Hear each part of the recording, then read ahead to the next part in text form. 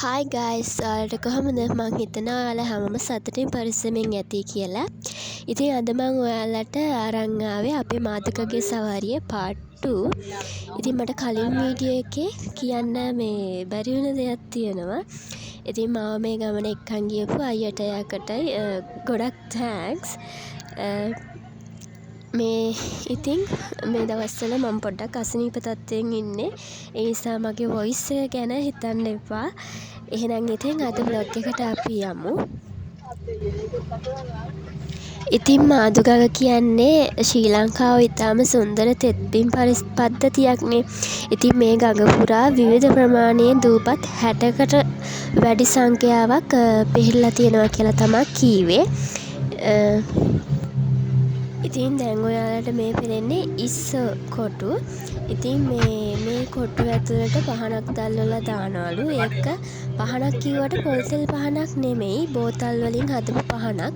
ඒක පත්තු කරලා මේ කොටු වලට දැම්මට පස්සේ ඒ පහනේ දැල්ලට ඉස්සෝ එනවා කියලා තමයි කීවේ. ඒ ඉස්සෝ අල්ලගන්න අතංගුවක් හරි නැත්නම් දැලක් වගේ දෙයක් දාලා තමයි ඉස්සෝ අල්ලගන්නවා කියලා අපිට ඒ ගයිඩ් අයියා නම් කීවේ. ඉතින් මේ දූපතේ දූපත් 60කට වඩා තිබ්බා කියලා කීවනේ.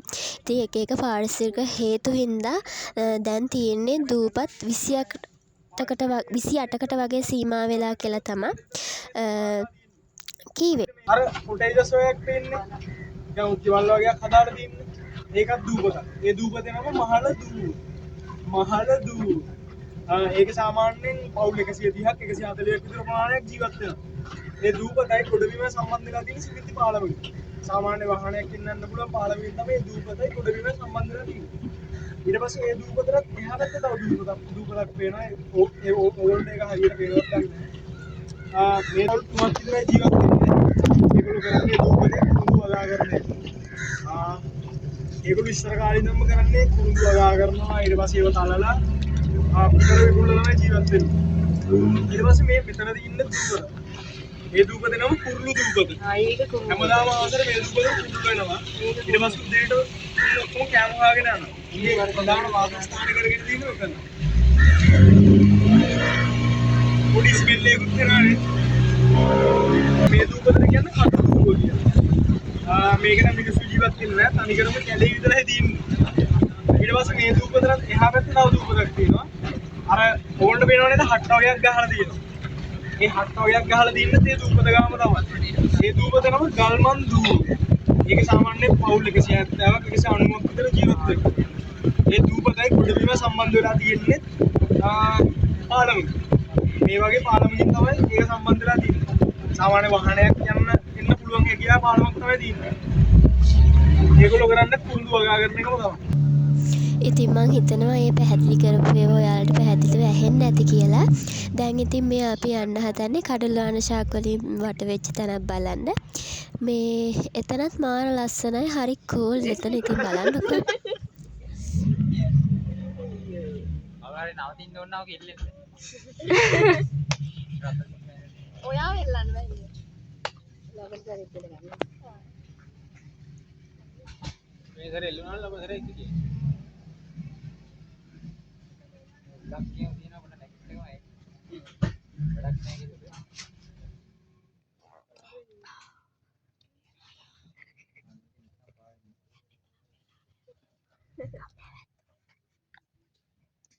මේ හරි වැඩි ගැඹුරක් නෑ.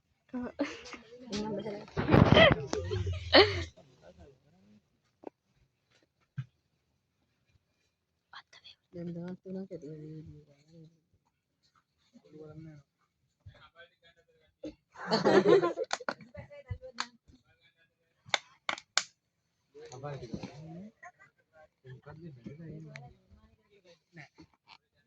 මේක දීන්නේ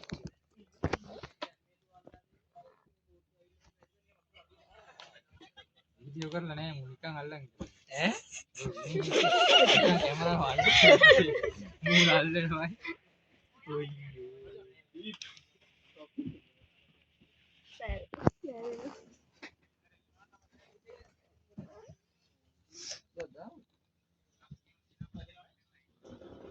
අබල් නැහැ මේක විතර මොනවද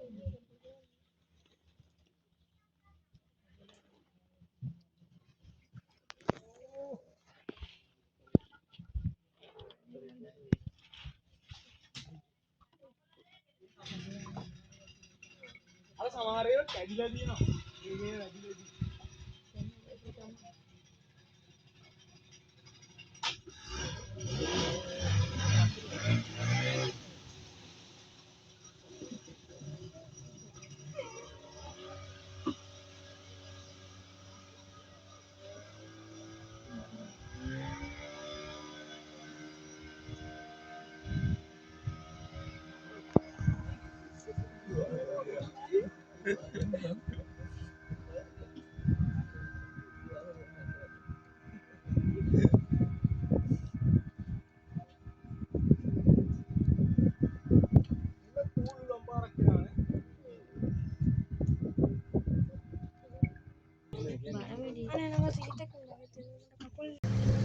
ඉතින් මේ ගමන යද්දි මේ වගේ තැන්වල මේ විදියට පොඩි කඩ තියෙනවා. ඇත්තටම ඉතින් මේ වගේ මේ දූපතට කවුරු හරි මරලා ගෙනත් දැම්මත් ඉතින් හොයාගන්න බෑ.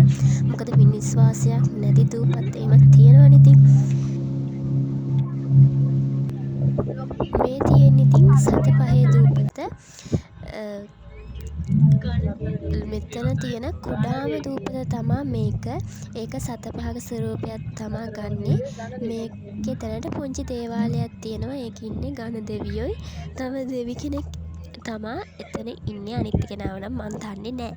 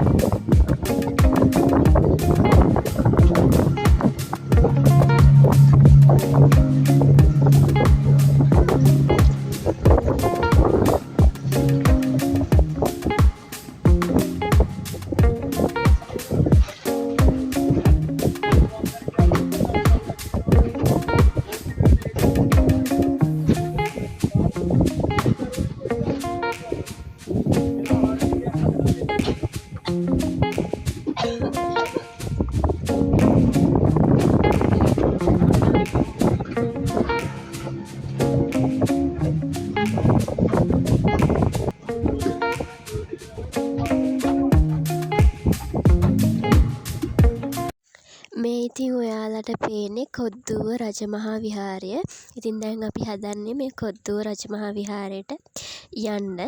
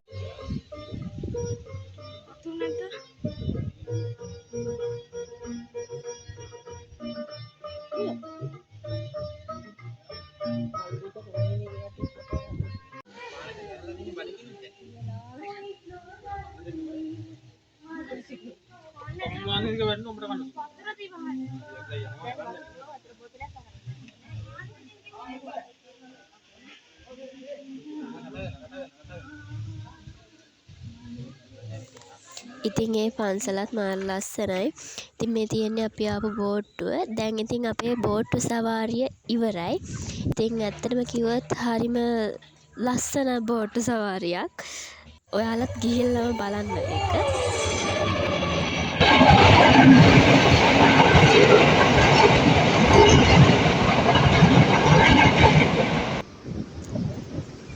ඉතින් අපි ඊළඟට ආවේ බීච් එකට.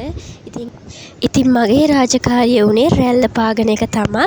මට එදා හෙම්බිරිස්සා වගේ හැදිලා තිබ්බේ. ඒ වුණාට මම ඉතින් මේ ඒක ගණන් ගත්තේ නෑ. ඊට පස්සේ මේ මන් නෑවා. ඉතින් මේ වගේ රැල්ල පාගන එක තෙර ජොලි. ඉතින් රැල්ල එනවා අපි දුවනවා, රැල්ල එනවා අපි දුවනවා.